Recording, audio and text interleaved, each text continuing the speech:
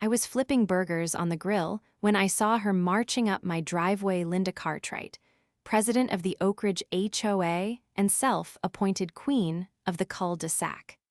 Her heels clicked against the pavement like a warning bell, and the way she clutched that clipboard told me she wasn't coming over for a hot dog. "Lucy," she said, her lips pursed like she'd just bitten into a lemon, "this has gone on long enough." I set down the spatula and crossed my arms, already bracing for whatever nonsense she was about to spew. "Excuse me." "The barbecues," she said, waving a manicured hand toward my backyard, where my friends and neighbors were laughing, drinks in hand, plates full of ribs and brisket. "The smoke, the noise, the disruption, it's against HOA policy." I raised an eyebrow. "Funny, I don't remember that being in the bylaws." "It's an environmental hazard," she sniffed, "not to mention a public nuisance. People are complaining." I glanced over my shoulder at my guests, most of whom lived in the neighborhood. None of them looked particularly bothered. In fact, a few had noticed Linda's arrival and were already whispering amongst themselves, shaking their heads. "Who exactly is complaining?" asked. She straightened her blazer, eyes narrowing. "That's confidential." Of course, it was. Linda had a long history of making up rules as she went along, especially when it came to things she personally disliked. And if there was one thing she hated more than anything, it was people enjoying themselves without her approval. I sighed. "Linda, I'm on my property. The grill is up to code. I'm not breaking any laws or HOA rules." "Yet," she said sharply. "But the board is meeting next week to discuss a new amendment.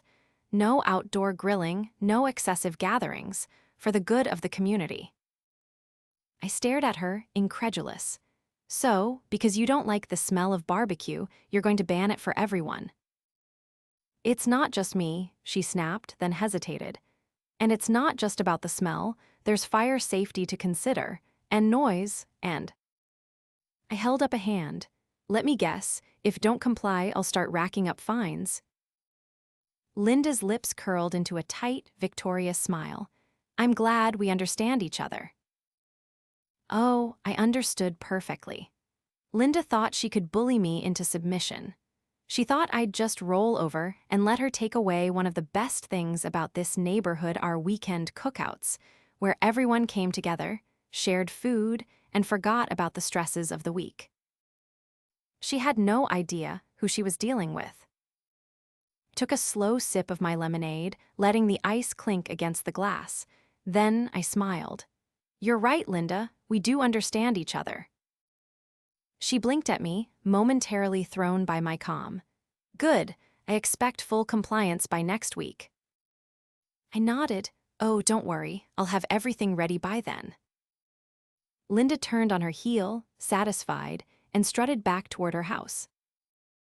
She thought the battle was won. She had no idea the war had just begun. The moment Linda disappeared down the street, I set my lemonade down and turned toward my guests. They were already watching me, waiting for my reaction. "She's out of her mind," said Greg, my next-door neighbor, shaking his head. He was still holding a plate piled high with ribs, barbecue sauce dripping onto his napkin. "She can't just ban cookouts because she doesn't like them." "She thinks she can," I said, wiping my hands on a towel, "but she's got another thing coming." Maggie, who lived 3 houses down, leaned in from her spot near the cooler. "You got a plan?" I grinned. "Oh, I've got something better than a plan. I've got facts, persistence, and a whole lot of free time." A few chuckles rippled through the group, but I wasn't joking. Linda had spent years pushing people around, making up rules that only benefited her and her inner circle. I let her get away with it too many times. Not anymore. First things first, I needed to see exactly what kind of nonsense she was trying to pull. Just because she said the board was meeting to outlaw barbecues didn't mean they actually had the authority to do it. I walked over to my patio table, grabbed my tablet, and pulled up the HOA's official bylaws. A few neighbors gathered around, peering at the screen as I scrolled. "Here we go," I muttered. "Rules on outdoor cooking." The text was clear. Grills and smokers were allowed as long as they were operated safely, kept within property lines, and didn't create a fire hazard. Nothing about gatherings, nothing about how often someone could use them. "She's bluffing," Greg said, reading over my shoulder. "Partially," I replied, "but if she's got enough votes on the board, she could try to amend the bylaws. That's where we come in." Maggie crossed her arms. "You're thinking of stopping her before she even gets that far." I nodded. "Exactly. If we can rally enough homeowners before the vote, we can shut this down before it starts." Greg grinned. "You just say the word. I'll talk to my side of the street." "I'll talk to the retirees," Maggie added. "They love these cookouts. No way they'll stand for this." With that, my neighbors dispersed, ready to spread the word. But I wasn't done yet. If Linda wanted to play dirty, I was about to show her how someone who actually read the bylaws could turn the tables. The next morning, I drove to City Hall and requested a copy of our neighborhood's zoning laws. If Linda was going to use technicalities against me, I needed to know exactly what protections I had. After an hour of flipping through documents, I found something interesting. Oak Ridge was classified as a residential zone with no restrictions on personal recreational cooking. Linda had no legal ground to ban grilling outright, even if the HOA wanted to. Perfect. Armed with that information, I spent the next few days preparing. I made copies of the zoning laws, printed out the existing bylaws, and highlighted the sections that protected homeowners' rights. Then, I went door to door, talking to my neighbors and gathering signatures on a petition opposing Linda's proposed changes. By the time the HOA meeting rolled around, I had over 70 signatures, more than half the neighborhood. The meeting was held in the community center, a beige brick building near the park. I arrived early and took a seat near the front, setting my petition and documents on the table in front of me. Linda and her board members sat at the head of the room, looking smug as ever. She called the meeting to order, then launched straight into her agenda. "As you all know," she began, "we're here to discuss a proposed amendment to the HOA bylaws regarding outdoor cooking and large gatherings." A few murmurs ran through the room. I could see several neighbors exchanging glances. They already knew what was coming. Linda continued, "Due to numerous complaints." I cleared my throat loudly. She shot me a glare. "Yes, Lucy." "Before you go any further, I'd like to see those complaints," I said, keeping my voice calm. "Who exactly is filing them?" Linda's mouth tightened. "That's confidential." I leaned back in my chair. "So, no actual proof that people want this rule." The murmurs grew louder. Linda ignored me. "As I was saying, this amendment is in the best interest of the community. Excessive grilling creates fire hazards and unnecessary disturbances. Therefore, the board is proposing a restriction on all outdoor cooking, effective immediately." I stood up. "Actually, no, you're not." The entire room turned toward me. I walked forward, placing my stack of documents on the table. "The zoning laws for this neighborhood don't allow the HOA to ban grilling," I said, tapping the highlighted section.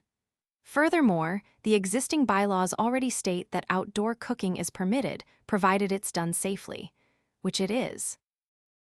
Linda's face darkened. "The board has the right to amend policies as needed." "Not if the majority of homeowners oppose it." I held up my petition. 70 homeowners have signed this, rejecting your proposal. That's more than half the neighborhood." Gasps rippled through the crowd.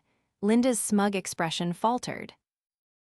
A man from the board, a guy named Steve, cleared his throat. "Well, if the majority of homeowners don't support the change, then we can't enforce it." Linda shot him a look that could melt steel, but he avoided her gaze. I smiled. That's what I thought. The meeting dissolved into chaos. Neighbors started speaking up, complaining about Linda's overreach, questioning other arbitrary rules she'd enforced. The board members shifted uncomfortably as people listed off grievances. Linda tried to regain control, but the tide had turned. By the end of the night, not only had her ridiculous grilling ban been shot down, but the board agreed to review all of Linda's recent rule changes. And the best part? The following weekend, I threw the biggest barbecue the neighborhood had ever seen. Every homeowner who signed the petition was invited. The scent of smoked ribs and brisket filled the air as people laughed, ate, and enjoyed themselves, all while Linda sat in her house, watching from behind her curtains, powerless to stop it. The barbecue victory should have been the end of it, but Linda wasn't the type to accept defeat gracefully. I knew she wouldn't let this go, and sure enough, she escalated her tactics almost immediately. The very next morning, I found a bright orange violation notice taped to my front door. According to Linda's latest accusation, my grill was now classified as an unapproved structure, and if I didn't remove it by the end of the week, I would start facing fines. It was so absurd that I actually laughed. My grill wasn't some permanent installation, it was a standard backyard setup, no different from what half the neighborhood had. Linda was just flailing, desperate to reassert her control. Pulled out my phone and snapped a picture of the violation notice. Then, I took a leisurely walk around the neighborhood, documenting every other house that had a grill. By the time I was done, I had over 20 photos of setups identical to mine. I sent them all in an email to the HOA board with a simple message. If my grill is an unapproved structure, then so are these. Looking forward to your explanation. By noon, Steve from the board called me. His voice was hesitant, like he already regretted getting involved. Lucy, about that violation notice. Yeah, hey Steve, what's the HOA's official stance on backyard grills? I interrupted, keeping my tone pleasant, because I just took a walk and counted at least 20 that look exactly like mine. There was a long pause, then a sigh. Linda acted on her own, the board didn't approve this. Then, assume you'll be rescinding it. Consider it done. I could hear the exhaustion in his voice. He was clearly getting fed up with Linda's antics, and honestly, I didn't blame him. The woman was relentless. With that nonsense taken care of, I decided it was time to take my next step. If Linda wanted to make my grill a problem, then I was going to give her a real problem. That evening, I made a few calls. First, to my cousin Marcus, who owned a small barbecue catering business. Then, to my neighbor Greg, who had been itching for a way to really get under Linda's skin. By the time I was done, I had a plan that would take this whole feud to another level. The following weekend, my backyard underwent a transformation. What had once been a simple setup was now an official smokehouse operation. Marcus brought over a massive smoker, the kind used for professional catering events, and Greg helped me set up a canopy with folding tables. We arranged the space like a mini outdoor restaurant, complete with coolers of drinks and a chalkboard menu. By Saturday afternoon, the air was thick with the scent of slow-cooked brisket, pulled pork, and smoked chicken. People started showing up in droves, not just neighbors, but friends of friends, folks from the next development over, even a few curious passers-by who had followed the smell. It wasn't just a barbecue anymore. It was an event. Linda, of course, lost her mind. She stormed over within an hour of us firing up the smoker, her face red with fury. "This is completely out of control," she hissed, barely containing her anger. "You can't run a business from your backyard. It's against HOA regulations." I calmly took a sip of sweet tea and leaned against the canopy pole. Who said anything about a business? She gestured wildly at the setup. "You've got a menu. People are paying for food." I shook my head. "Nope, this is a community gathering. Everything here is free. Marcus is just doing a demo of his smoker, and the food is complimentary." Her mouth opened and closed like a fish gasping for air. She had been so sure she'd caught me violating some rule, but I had sidestepped her trap entirely. "You can't just—" "Linda," I cut in, my voice smooth. "The bylaws don't say anything about not being allowed to share food with neighbors. This isn't a business, it's hospitality." A few people nearby snickered. Linda's hands clenched into fists, but there was nothing she could do. She spun on her heel and stomped away, probably to go draft another bogus violation notice. Over the next few weeks, I kept the momentum going. Every Saturday, my backyard became the neighborhood's favorite gathering spot. Marcus brought his smoker, and other neighbors started contributing. Someone would bring a side dish, another would provide drinks, and soon it became a full-fledged tradition. Linda, predictably, didn't give up. She started sending out emails claiming that large gatherings were causing parking congestion and excessive noise. When that didn't work, she tried appealing to the board, but by now, even they were tired of her antics. The final straw came when she tried calling the city to report me for running an illegal business. A city inspector actually showed up, clipboard in hand, ready to investigate. But the moment he saw what was happening, people enjoying free food in a private backyard, he rolled his eyes and muttered something about wasting his time before leaving without so much as a warning. Linda had officially run out of ways to stop me. But I wasn't done yet. With the neighborhood solidly on my side, I decided it was time to go for the knockout punch. I started digging into the HOA's finances, specifically how Linda had been handling things. What I found was interesting. There were discrepancies in the budget reports. Money allocated for community improvements that had mysteriously never been spent. Inflated administrative costs that didn't quite add up. And most damning of all, a landscaping contract that just so happened to be awarded to a company owned by Linda's cousin. I gathered my evidence carefully, making sure every document was properly sourced and irrefutable. Then, I sent it all to the HOA board, the city's housing authority, and every homeowner in the neighborhood. The fallout was immediate. A special meeting was called, and Linda was not happy about it. She tried to defend herself, claiming everything was above board, but the numbers didn't lie. Homeowners were furious. People who had once been indifferent were now demanding answers. By the end of the week, Linda had been removed as HOA president. The new board, made up of people who actually cared about the community, wasted no time reversing some of her worst policies. The bogus fines, gone. The unnecessary restrictions, scrapped. And the barbecue tradition, stronger than ever. A month later, as I sat in my backyard, sipping a cold drink and watching the smoke curl from Marcus' smoker, Greg clapped me on the back and chuckled. "You really did it, Lucy. You took down the HOA tyrant with barbecue." I grinned, raising my glass. Never underestimate the power of good food and a stubborn homeowner. Linda, meanwhile, had gone suspiciously quiet. She still lived in the neighborhood, but she no longer had any power. Occasionally, I'd catch her peering through her curtains, watching as the smell of slow-cooked brisket drifted through the air, an undeniable reminder that she had lost. And I had won. With Linda dethroned and the HOA under new leadership, the neighborhood finally felt alive again. People weren't afraid to use their own yards anymore. Kids played in the cul-de-sac without fear of some arbitrary rule being thrown at their parents. And best of all, the barbecue tradition had become a permanent fixture. But if I thought Linda was going to fade into the background quietly, I was sorely mistaken.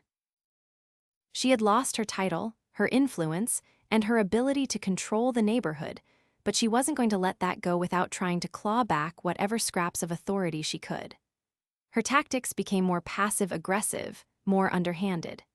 She wasn't issuing fines anymore, but she was doing everything in her power to make my life, and the lives of everyone who had opposed her miserable.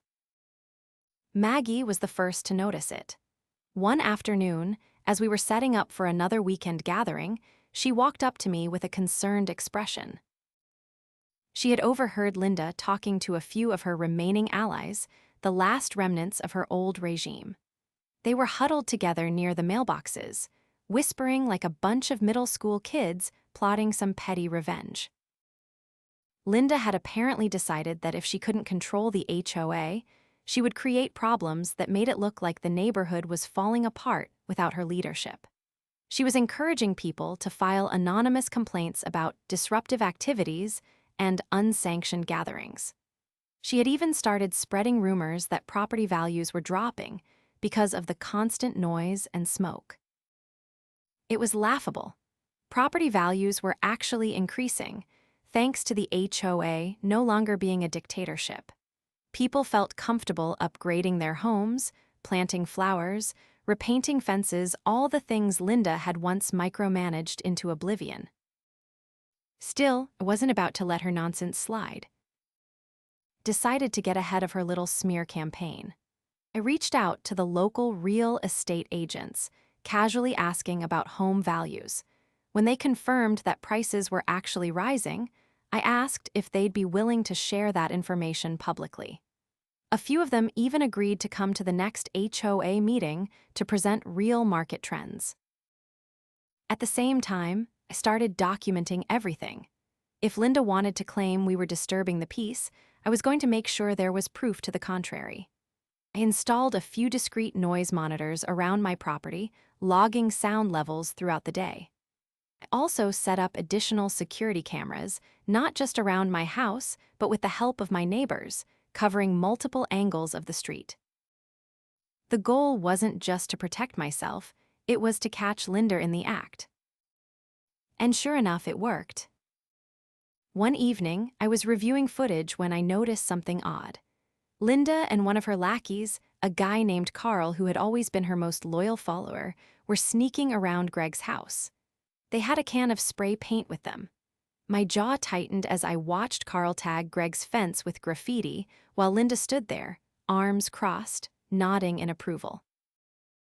This was their grand plan: make the neighborhood look bad and blame it on us.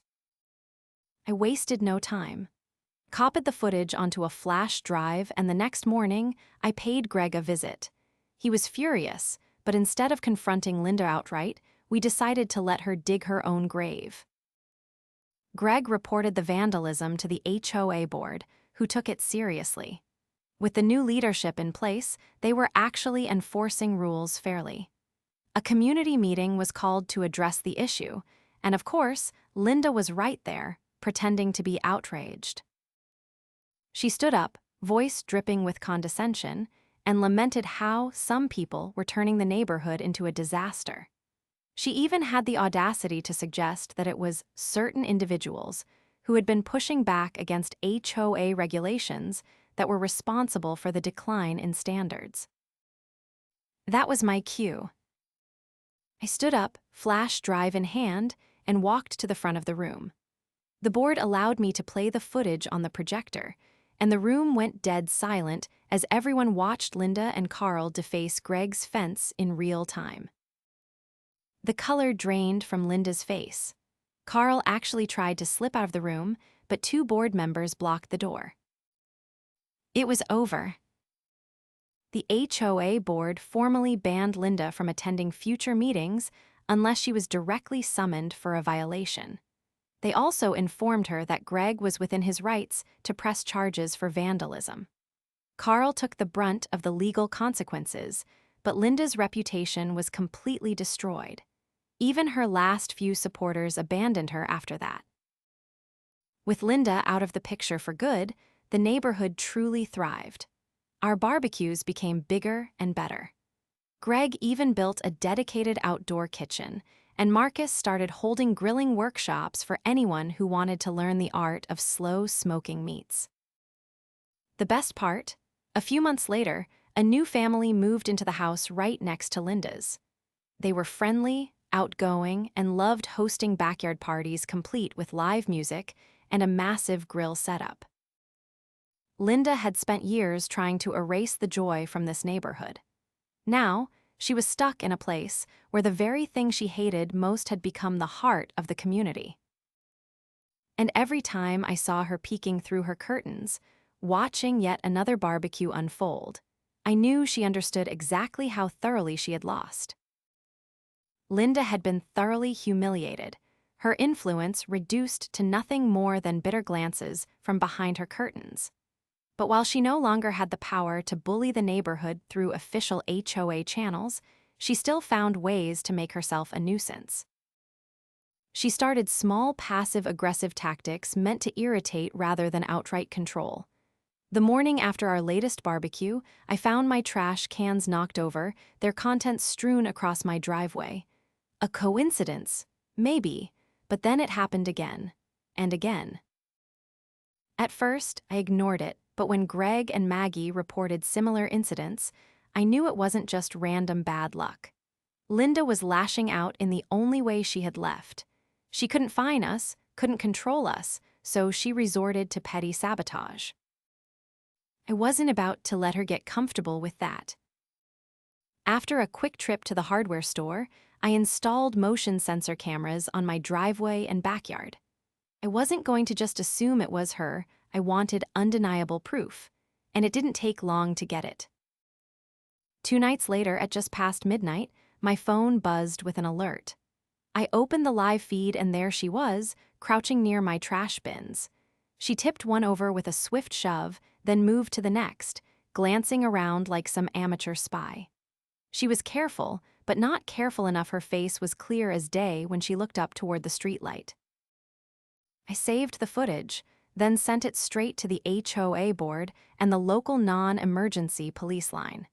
If she wanted to act like a vandal, she'd be treated like one.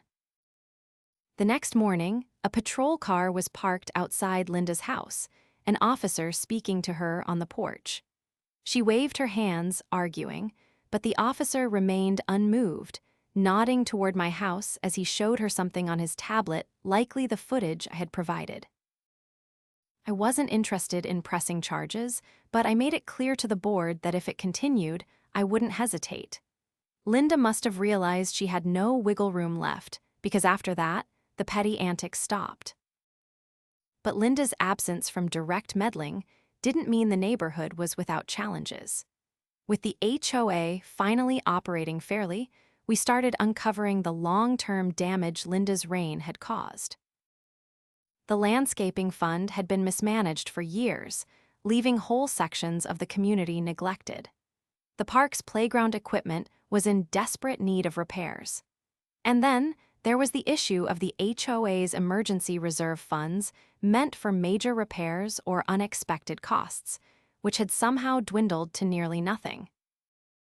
A financial audit confirmed everyone's suspicions. Linda's cousin's landscaping company had been overcharging for minimal work, and there were several suspicious payments filed under vague descriptions like administrative costs. With this information, the new board made a bold move. They sued Linda for financial mismanagement. The lawsuit wasn't just about getting the money back. It was about holding her accountable in a way she couldn't simply squirm out of. Linda, of course, fought back, hiring a lawyer and insisting that everything had been above board. But the evidence was overwhelming, and the judge didn't buy her excuses. The court ruled that she had, at minimum, misused HOA funds by awarding contracts without proper bidding and failing to maintain transparent financial records.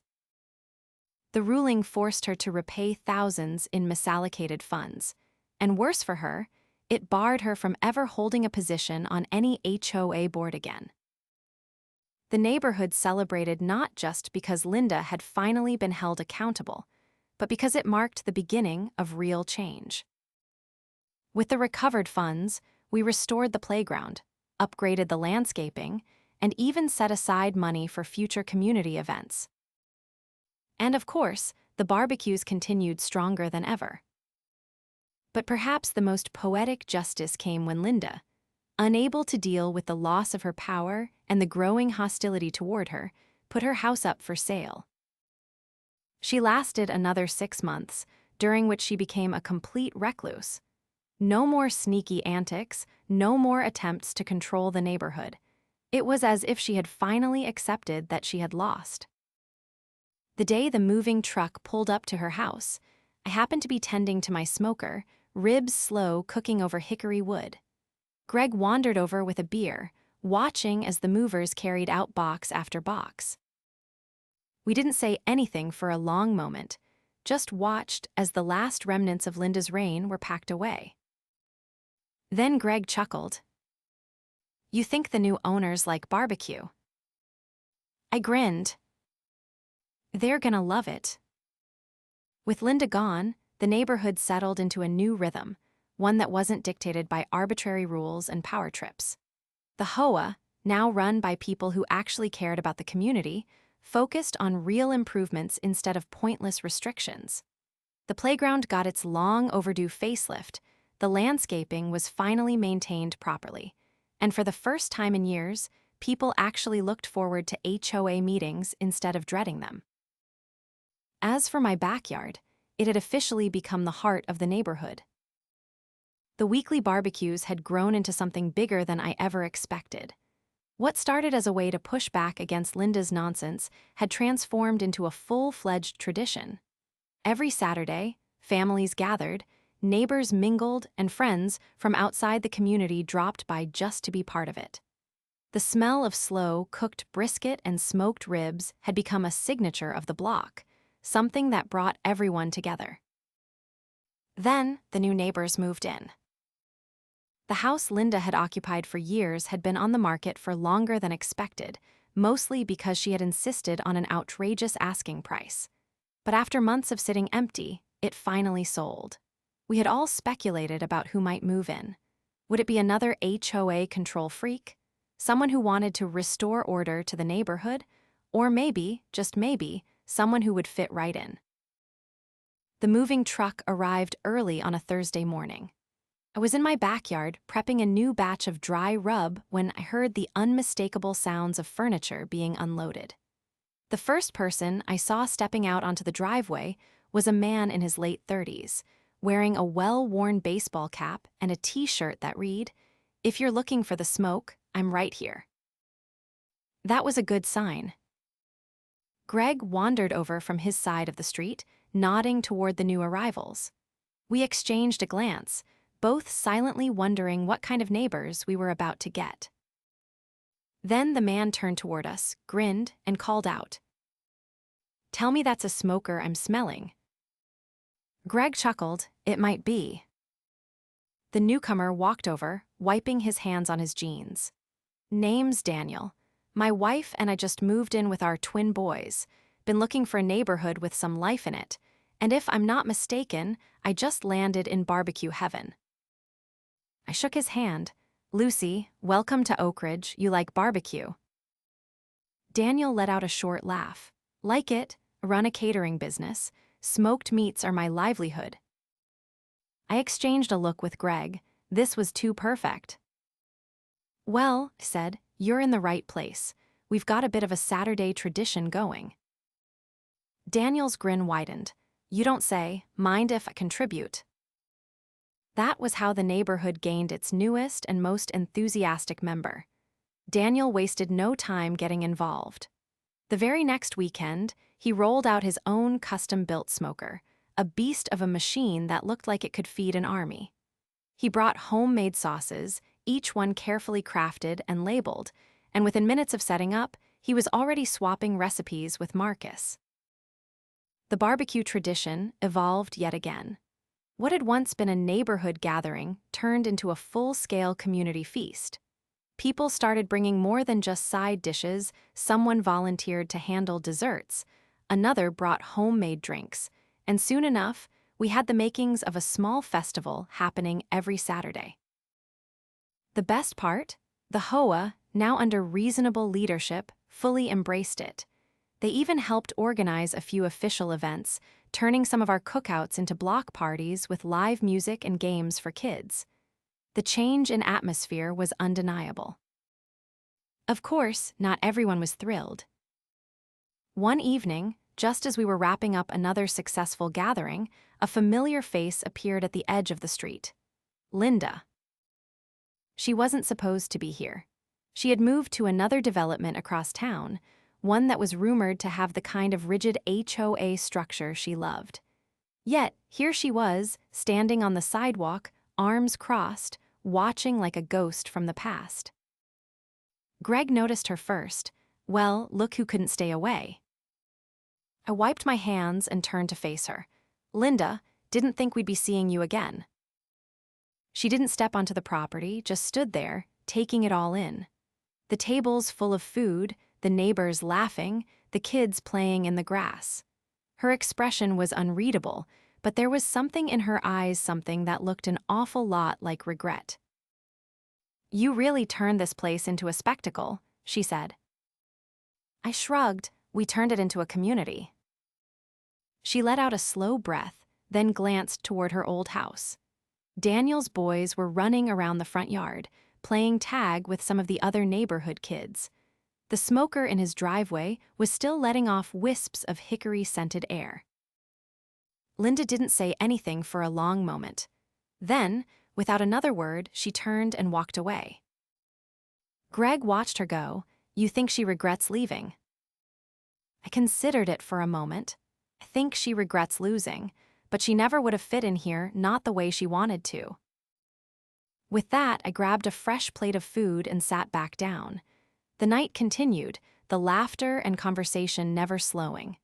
Linda's era was over, and in its place, we had built something real. A community, a tradition.